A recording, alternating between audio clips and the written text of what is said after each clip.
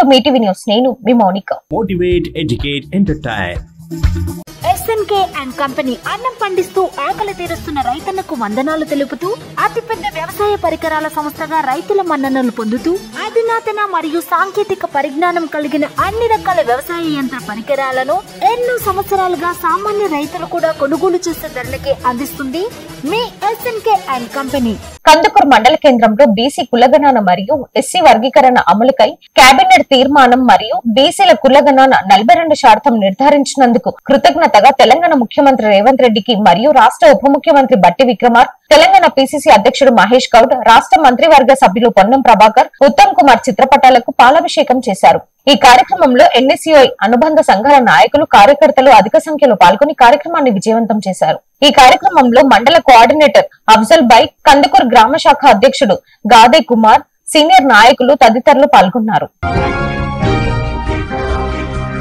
కర్తాల్ పట్టణ కేంద్రంలో SC కాలనీకు SC సప్లన్ CDF fund 35 లక్షల నిధులతో మంజూరైన అండర్ డ్రైనేజ్ మరియు సీసీ రోడ్ల శంకుస్థాపన కార్యక్రమం 2వ వార్డు, 3వ వార్డు, 13వ వార్డులో నిర్వహించనున్నారు. ఈ కార్యక్రమానికి ముఖ్య అతిథులుగా ఎమ్మెల్యే కసిరెడ్డి నారాయణ రెడ్డి పాల్గొంటారు. కావున కాంగ్రెస్ పార్టీ ప్రజాప్రతినిధులు, పార్టీ శ్రేణులు, కుటుంబ సభ్యులు, అభిమానులందరూ పాల్గొని విజయవంతం చేయాలని కోరారు.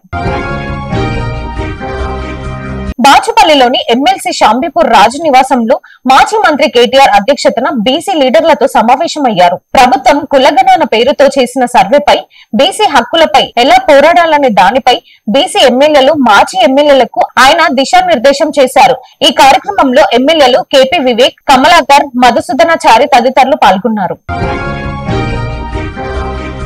హైదరాబాద్ లోని మినిస్టర్స్ క్వార్టర్స్ లో మంత్రి దామోదర్ రాజనరసింహను TWJF ప్రతినిధులు బృందం కలిశారు. ఈ సందర్భంగా జర్నలిస్టుల సమస్యల పరిష్కారానికి కృషి చేయాలని కోరుతూ వినతి పత్రాన్ని అందజేశారు. హెల్త్ కార్డులు ప్రభుత్వ ఆసుపత్రిలో పనిచేస్తున్న ప్రైవేట్, కార్పొరేట్ ఆసుపత్రిలో పట్టించుకోవడం లేదని తెలిపారు. ఈ సందర్భంగా మంత్రి మాట్లాడుతూ సమస్యల పరిష్కారానికి ప్రభుత్వం కృషి చేస్తుందన్నారు.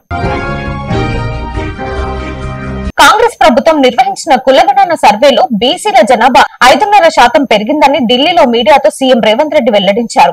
బీసీల జనాభా పెరిగిన విషయాన్ని లెక్కలతో సహా చూశాక పాయల్ శంకర్ అసెంబ్లీలో అంగీకరించారని చెప్పారు. కులగణనతో ముస్లిం రిజర్వేషన్లకు శాశ్వత పరిష్కారం చూపుతామన్నారు. అటు PCC కార్యవర్గపై 1-2 రోజుల్లో ప్రకటన వస్తుందన్నారు. రాహుల్ గాంధీ అపాయింట్మెంట్ కోరలేదని సీఎం వెల్లడించారు. తెలంగాణ రాష్ట్రంలో కొత్త రేషన్ కార్డుల కోసం దరఖాస్తులను స్వీకరించనున్నారు. శనివారం నుంచి మీ సేవ కేంద్రాల ద్వారా ఈ దరఖాస్తులను స్వీకరించనున్నట్లు పౌర సరఫరా శాఖ కమిషనర్ తెలిపారు. కొత్త రేషన్ కార్డుల జారీలో అవలంబించాల్సిన విధానం, అర్హతల గురించి ఇప్పటికే సబ్ కమిటీ ఇచ్చిన సూచనలను ప్రభుత్వం ఆమోదించిన ప్రకారం కొత్త కార్డులు ఉన్న కార్డులలో కుటుంబ సభ్యుల పేర్లను జత చేసేందుకు మీ సేవలో దరఖాస్తు చేసుకోవాలని కమిషనర్ తెలిపారు. ఈ మేరకు శుక్రవారం ఆదేశాలు జారీ చేశారు. కొత్త రేషన్ కార్డులతో పాటు ఇందిరమ్మ ఇళ్లు, ఇందిరమ్మ ఆత్మీయ భరోసా దరఖాస్తులను ప్రజాపాలన సేవా కేంద్రంలో స్వీకరించాలని ప్రభుత్వం అన్ని జిల్లాల కలెక్టర్లకు ఆదేశాలు జారీ చేశారు. Thanks for watching. చూస్తూనే ఉండండి మీటింగ్ న్యూస్.